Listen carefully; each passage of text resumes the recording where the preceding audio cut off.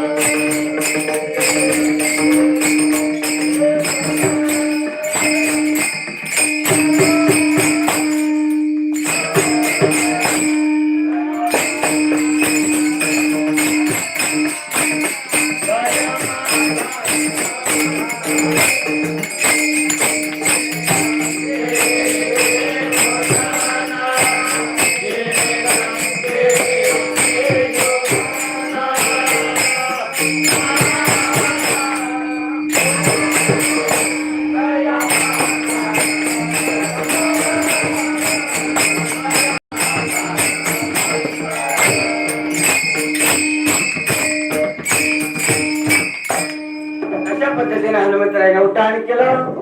लंका असणारी गुप्त होती, चौकोन सागर होता, सगळी तटबंदी होती, सगळी फौज होती.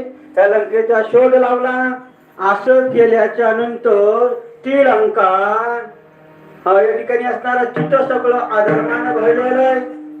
जिताचा राजाच अधर्माचा पुरस करताय, त्याच नगर काही पवित्र असेल का काय? हो महाराज, जितांचा राजाच असणारा अधर्माचा पुरस करताय, त्याचं नगर सुद्धा अपवित्र आहे ना. म्हणजे आम्ही कशाला आलो? आम्ही वैकुंठवासी, आम्ही वैकुंठवासी आलो या ठिकाणी.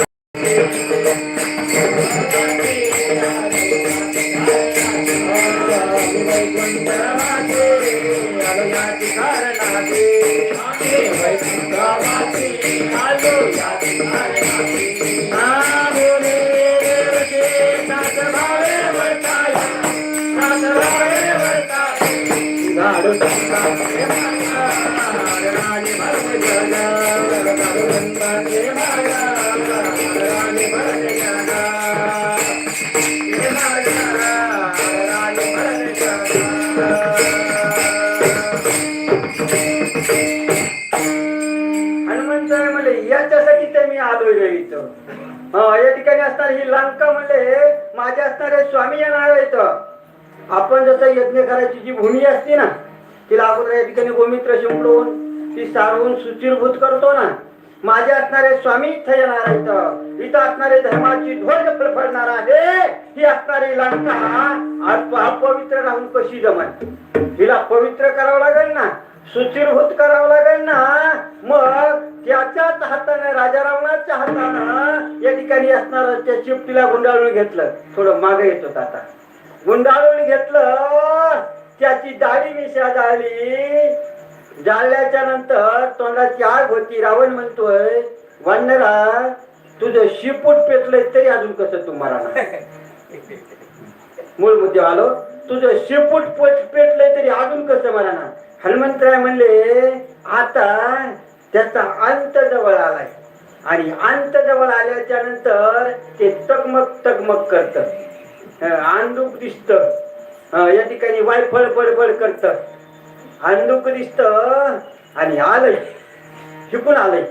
मला चल म्हणते, यान म्हणते, अशी बडबड सुटती. असं हनुमंतराय गडबड गडबड लोळू लागले. म्हणजे आता हे काय, त्याला मरण जवळ आलंय. म्हणजे बरं झालं गड्या, माझी गाडी जाऊ नका.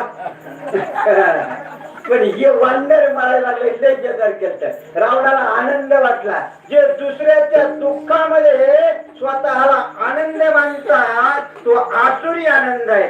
आसुरी आनंद तुम्हाला सुख देऊ शकत नाही. आता आसुरी आनंद राजा रावण उपभोगू लागला. आता वांडर मरते. हनुमंतराने तिथून उड्डाण केलं. आणि जिकडे बघाव तिकडं, जिकडे बघाव तिकडं सगळी लंकेमध्ये असणारी आग लावून टाकली. आपलं